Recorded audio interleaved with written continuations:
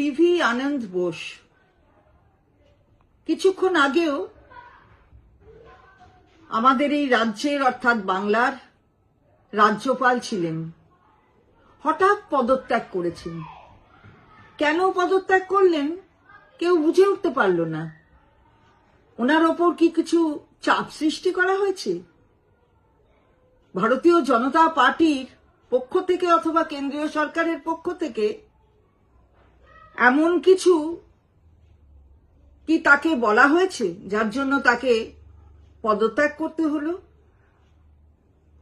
আমাদের অবাক লাগছে। কিছুদিনের মধ্যেই নির্বাচন, তাহলে কি কেন্দ্রীয় সরকার অথবা ভারতীয় জনতা পার্টি তারা চায় না যে বাংলার নির্বাচন হোক? এর ভেতরে কি অন্য কিছু লুকিয়ে আছে?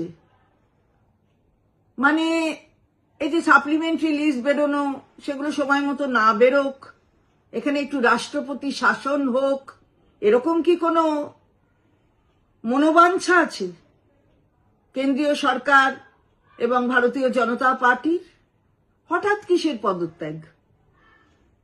এবং যা সংবাদ মাধ্যমেও দেখলাম যে আগামীকালও তার কোথাও যাওয়ার কথা ছিল, এই বাংলার একটি জেলাতে যাওয়ার কথা ছিল, কিন্তু তার পরপরই তার পদত্যাগের এই সিদ্ধান্ত। মাননীয় মুখ্যমন্ত্রী আমাদের দলের সর্বোচ্চ নেত্রী, তিনিও সংবাদ মাধ্যমে লিখেছেন যে তার সাথেও কোনো আলোচনা করা হয়নি, শুধুমাত্র স্বরাষ্ট্রমন্ত্রী কেন্দ্রের তিনি আমাদের মাননীয় মুখ্যমন্ত্রীকে জানিয়েছেন যে এখানে আরেকজন রাজ্যপাল তাকে অ্যাপয়েন্ট করা হবে, তিনি RN নবী, তাকে এখানে রাজ্যপাল হিসাবে অ্যাপয়েন্ট করা হবে। অথচ আমাদের মুখ্যমন্ত্রীর সঙ্গে কোনো আলোচনা এ বিষয়ে হয়নি। অদ্ভুত ব্যাপার। গণতন্ত্র কোথায়? সংবিধানের মান্যতা কোথায়?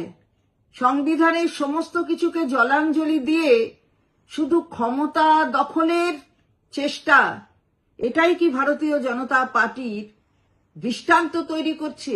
এটাই কি কেন্দ্রীয় সরকার দৃষ্টান্ত তৈরি করছে? আমরা হতবাক।